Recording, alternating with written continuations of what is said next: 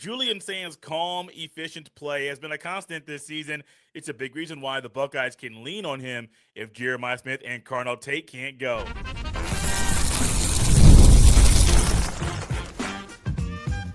You are Locked On Buckeyes, your daily podcast on the Ohio State Buckeyes. Part of the Locked On Podcast Network, your team every day.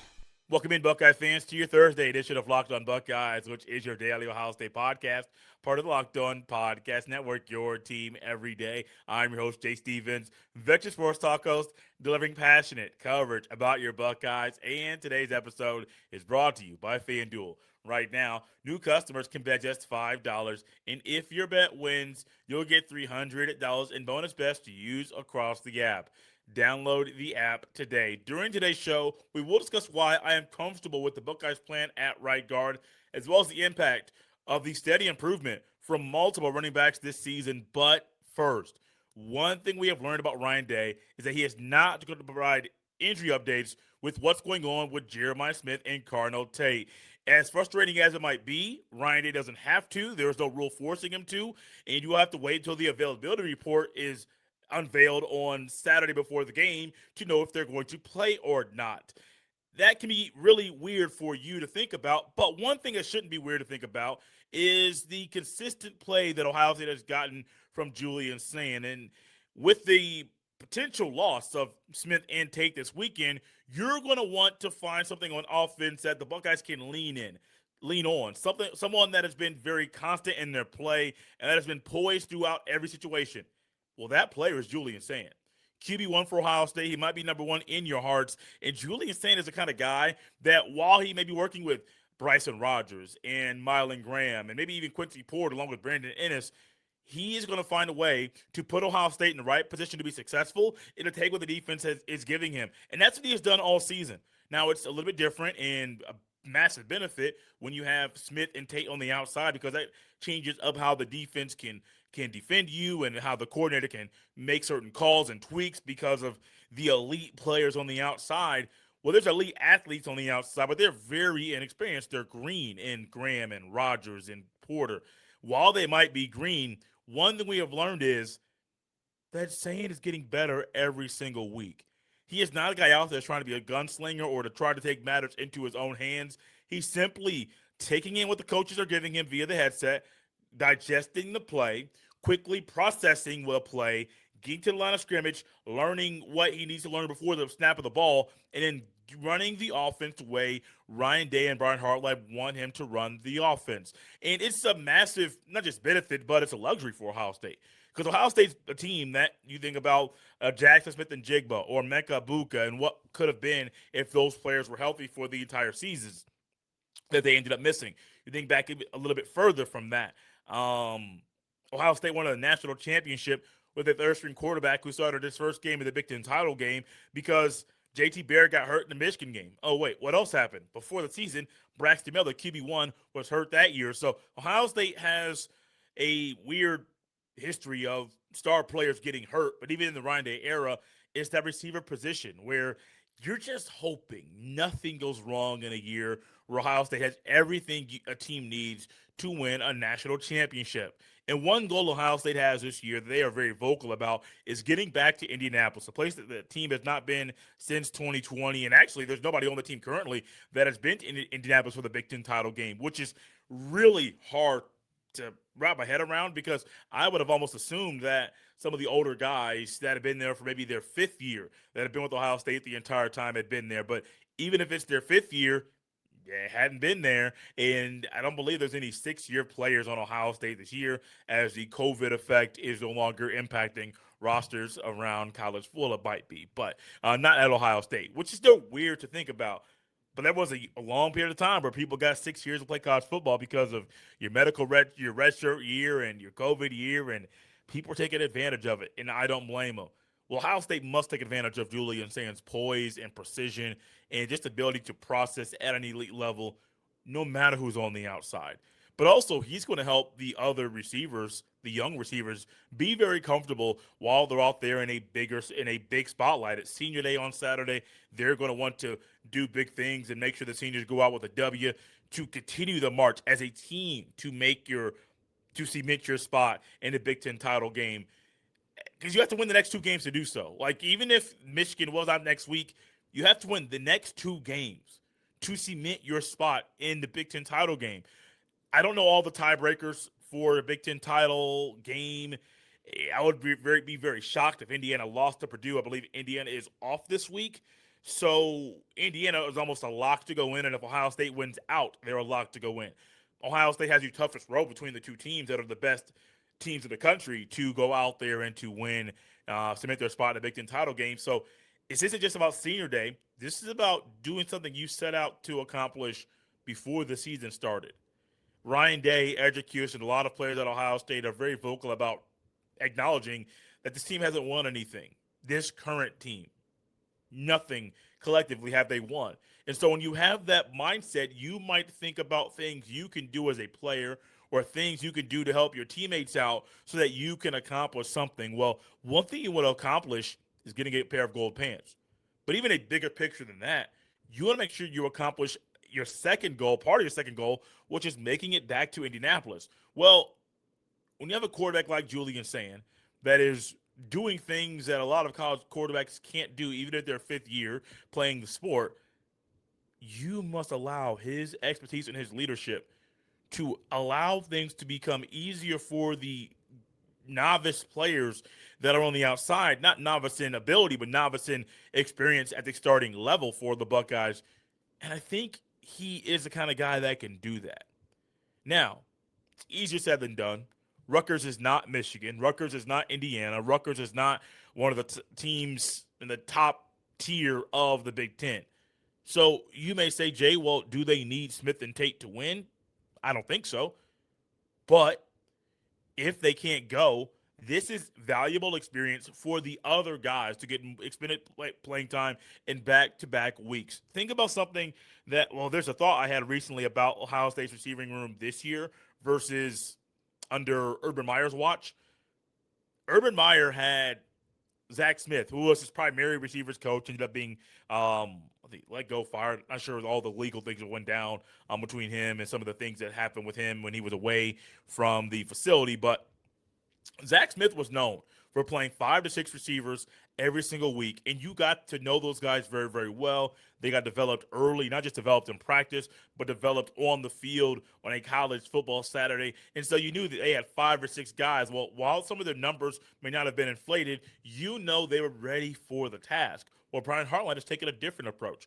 I don't think there's one that's right or one that's wrong. It's just a different approach to using receivers, in that he has just primarily used his top guys, Jeremiah Smith, Carnell Tate, and Brandon Inniss. That's his philosophy. I like it. It works. I like Zach Smith's. It works too. Both of them work. But one thing when it comes to development, there's a massive difference between practice reps and game snaps. Practice reps are great. I love them. Game snaps are better because that's what actually matters. And for this weekend, if these guys can't go, Bryson Rodgers and Mylan Graham, Brandon Inniss, and maybe even Quincy Porter are going to get valuable snaps in the game that are going to help them in their development as Buckeye receivers. Brandon Inniss has been a starter all season, but he's generally in the shadows of Smith or Tate. Now, if he is the longest tenured starter on the field this weekend, if Smith and Tate can't go, you got to lean on Julian Sayin's leadership, but also Brandon Inniss to be the kind of star or the kind of captain Ohio State needs him to be Saturday on senior day. Speaking of Saturday on senior day, I think you're going to see some more improvement by multiple running backs because their impact and their progression this season has been felt over the past few weeks. This episode is brought to you by FanDuel. The NBA is back, and there's no better place to get in on the action than FanDuel, the official sports betting partner of the NBA. Even if you missed the start of the game or want to ride the hot hand, FanDuel has live bets on everything from who will score next to fourth quarter comebacks. Plus, you can even combine your live bets into a same-game parlay for a shot at a bigger payout. It keeps every game exciting, especially when your team's making that late push. Right now, FanDuel is giving new customers $300 in bonus bets when your first $5 bet wins. So head to FanDuel.com to sign up and play your game with FanDuel, the official sports betting partner of the NBA. Thank you all for tapping and locked on Buckeyes and making this show your first listen of the day. Now, the number one sports podcast network that is Locked On Podcast Network, your team every day. Guys, one thing of this week that we have learned, not well, has been cemented about Ryan Day is that he's not giving an injury update. One thing that I am trying to overcome right now is simply the fact that my voice has not been 100%. And this show was normally going to come out on a Thursday morning. Unfortunately, due to my voice and the sore throat that I've had all week, my voice wasn't strong enough to do that. So we're going to get midday Thursday. This won't be the norm, but I believe we're on the up and up, and the voice will be stronger throughout the weekend and stay at that level. Hopefully for the rest of time, because the voice is very important. Just like the running game of Ohio State is very important, and you're getting guys like Isaiah West and Bo Jackson and even James Peoples are showing the necessary progression and development that you want to see from them at this part of the season. And if you think about just a week ago, from what you got from James Peoples, that was almost the perfect time for him to show off his running ability, his ability to be a hurdler like that he was in high school, but also his vision was on full display. And that development is not only going to be needed for Ohio State to get to the Big Ten title game, but you're going to need a strong running game to win the national championship, which is the ultimate goal. Because Ryan Day said in the offseason, this team is attacking a national championship. And honestly, I have not felt like they have gone away from that mindset at all. I even think that they're trying to tap into that mindset in regards to the injuries to Tate and Smith. Now, I remember earlier in the show, I made a comment about Day not giving updates about these two guys when he's given updates before. He even gave one about C.J. Donaldson, about Donaldson having a good week of practice. And I believe he said that about Sayin too. Sayin rolled his ankle, and people are going crazy about him getting his ankle spatted up during the game. And I'm thinking, not everybody, a lot of people that have played sports, myself included, have rolled an ankle. You may have rolled the same ankle multiple times. I have rolled the same ankle multiple times. It's not the end of the world. And that the rolling of his ankle didn't look like it impacted him the rest of the game, at least physically, to where he could not throw the football. I'm sure mentally it impacted him, and I'm not going to say he was fully 100%, but it's a rolled ankle. Like, that really was not the end of the world. But Ryan Day will share the updates about certain things. Ryan Day has been very open about the impact of this running game and the fact that the strength of that unit is not only in one individual, but I think it's a collective unit. And that's not something I thought we were going to get this year, where a unit being three. I think you get a two-headed monster, and the original plan or thought may have been that it could have been James Peoples and Donaldson or Bo Jackson and Donaldson. Now it seems like all four guys are going to have a big piece of the pie for Ohio State in their running game. And it goes against my normal philosophy for a running back room, because I am generally a person that believes a running game should feature two guys. I know Arkansas and even Georgia at times have had three running backs. I know was DeMarco Murray, Darren McFadden, Peyton Hillis. I forget who the third guy was, but they had three running backs there. In Arkansas, Georgia at times has had three running back system. I'm not a big fan of it at all. Honestly, I never really have. Even as a kid, when Peyton Manning was the quarterback for the Colts, they sometimes have used three running backs, and I'm thinking, no. But I understand why. And I think with this team, it's kind of like with right guard. We're going to tap into that in the next segment. You going outside of the box to get the best out of multiple guys is huge. Bo Jackson can have 100 yards in a game, and the other three guys can be very efficient when they get the ball, and everybody stays fresh. This is Donaldson's last year playing football, and he wants to go out on top. And if his new role is short yardage, goal line, 3rd and 3, 4th and 2, where you need 3 yards, Donaldson can be that guy. But also, talking about steady improvement, Donaldson has improved a lot this year. He cut weight when he got to Ohio State. He had to figure out how to run with a lighter frame. He also needed to get his pads lower sometimes at the goal line, because there were times he was getting picked up and dropped, and he weighs about 230 pounds. And so that's something that I'm sure for him is a big shock that was happening. But you got to get low. You got to figure things out. And also realizing when he was at West Virginia, it's West Virginia. It's a good school. Don't get me wrong, but Ohio State's different. You're getting everybody's best. You are that team Super Bowl when they play the Buckeyes, and so it's a little bit different when you are being hunted. When you're the hunter, man, people may not be coming at you like you're coming at them, but now you're being hunted. Donaldson is when he puts on that scarlet and gray jersey. He had to figure it out, and I think over the past few weeks, he has been running harder. His vision has gotten better. I think every running back, all the four top guys in the room, I think all of them have been phenomenal in pass pro of late. There have been some misses here or there. No one's perfect. But for the most part, they've gotten a lot better in pass pro to the point that I think Ryan Day and Carlos Lachlan have a lot more trust in them to get the job done in pass protection. Because when I think about this room, outside of Donaldson, everybody else is green, man. Not so much now, but if you are still green, they haven't played the playoff yet. Peoples is the only exception because he was on the team last year, but he wasn't about to get on the field consistently with Henderson and Junkins on the team. And pass pro has gotten a lot better. I would encourage everybody to go back and watch. Maybe go to the YouTube, or maybe you recorded last week's game and just go back and watch it. Look at a pass play. Look and see if the running back is going out for the route or if the running back is staying in. If the running back is staying in the block, look at him. There were times that I thought that a certain offensive lineman was the issue in a passing play when protection broke down. No, there was also time. That same time, I looked back at it, replayed it 2 or 3 times, and I realized that no, it wasn't the lineman. It was a running back who missed on a block. A couple plays later, that same running back came back and got it right that time. And so I do think for these guys, we can look at their numbers and their yards per carry and the fact that Ohio State had more yards per carry rushing the ball on UCLA than anybody else had all season. And that was a weakness for the Buckeyes. I'm not going to say it's going to be the strength of the offense, but it is getting stronger.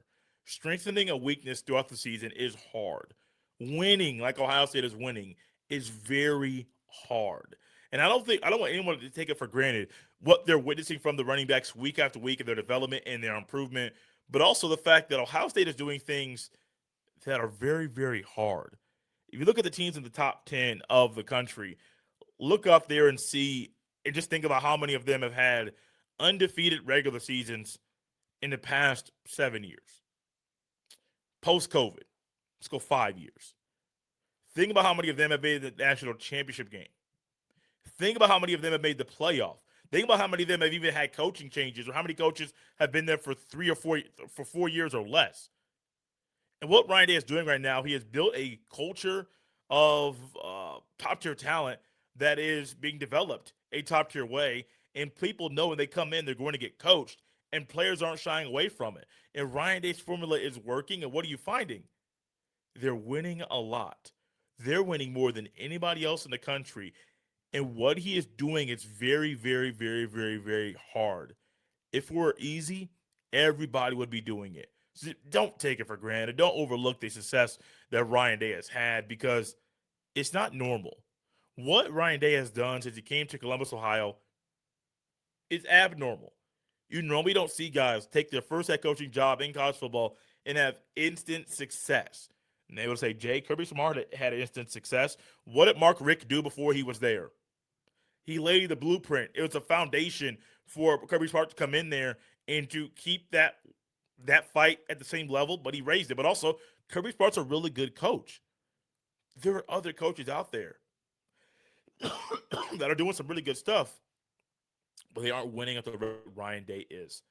Ryan Day has done a phenomenal job of putting Ohio State in the right spot to be successful, and it's why Ohio State is currently the number 1 team in the country, has the best roster in the country, I want to say, and has a running game that has been improving week after week after week. While that part of the offense has been improving, there's also another part that seems like it might be on the uptick as well. We'll discuss why I'm comfortable with a certain philosophy Ohio State has with the right guard position next.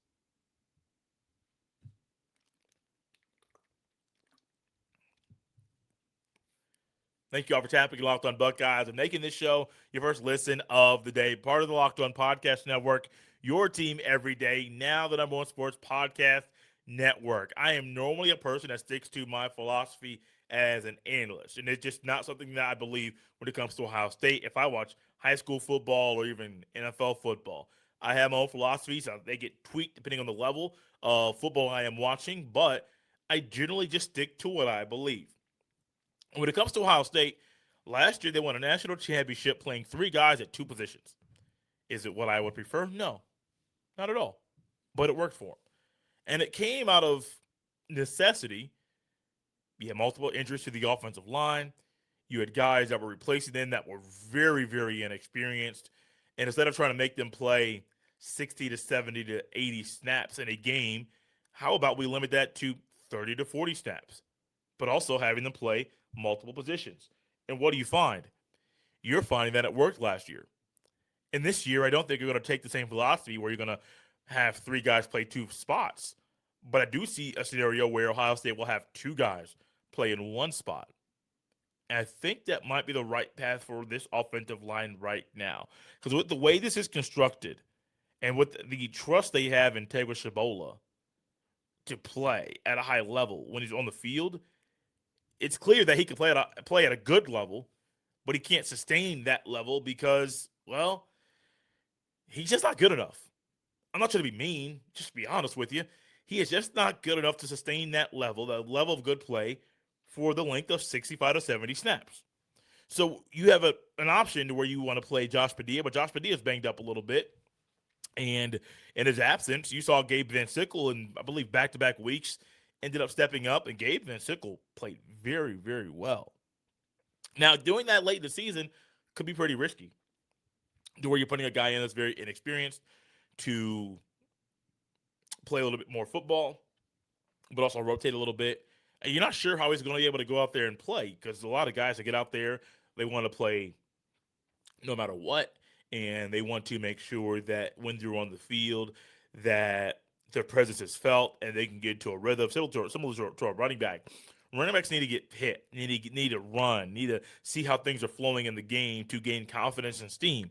Well, as an offensive lineman, you don't want to go on the field for one series and be pulled for two. Why? Because you're not in the flow of the game. You're not in the rhythm of the action.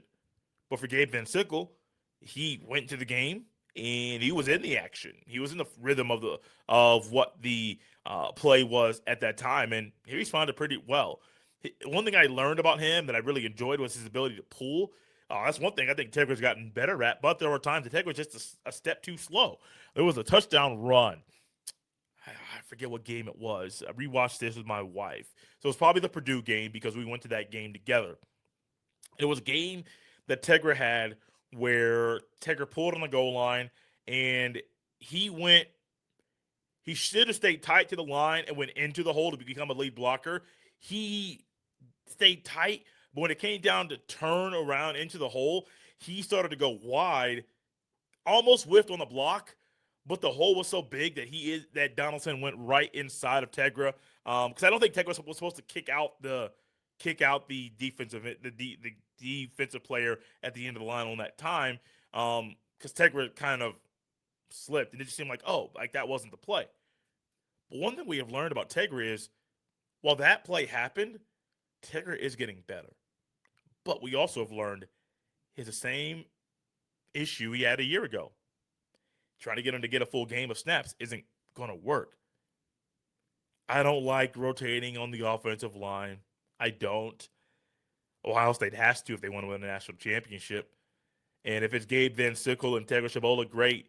I don't see a scenario where you want to rotate three guys at all, because then you're going to potentially have two of the other guys that aren't playing a lot get cold, and that could mess up, because you could call certain plays with one guy that you won't call with another. Now, the defensive coordinator will be able to figure that out and say, oh, they're not running the same plays with player X as they are with player Y, as they are with player Z. Like, there are three different players that have three different skill sets, and the offense is dictated by which one's on the field. Well, that is going to be a great way for a defensive coordinator to kind of get the upper hand on you, especially when you have, let's say things go as we expect them to go. Ohio State would have almost a month off between the Big Ten title game and January 1st and potentially playing in the Rose Bowl.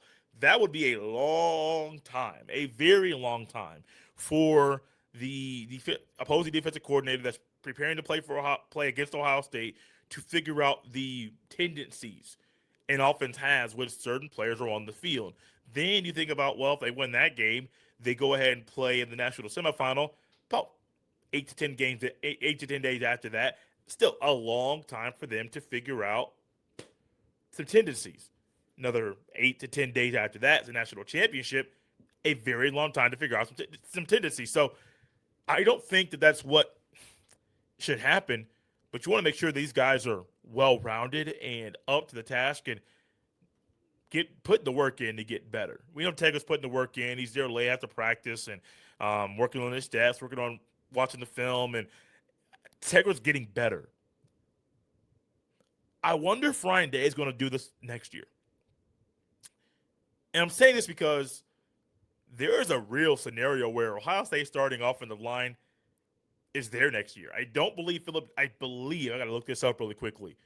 I believe Philip Daniels still has eligibility left. I know that there were some questions that Carson Hinsman had to answer in regards to the senior day because he still has eligibility left. He could walk on Saturday for the senior day festivities, or he could end up staying at Ohio State.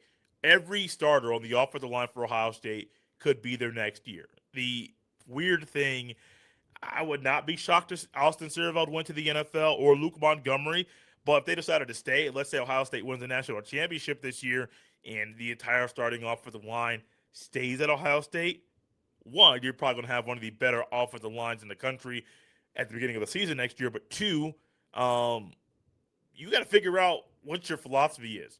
Because if you want to ride with Tegra, Tegra has limitations. That's going to stunt Gabe VanSickle's development and Josh Padilla's development. And those guys might not stick around. But you got to roll with the guys that you believe in and guys that can roll with you.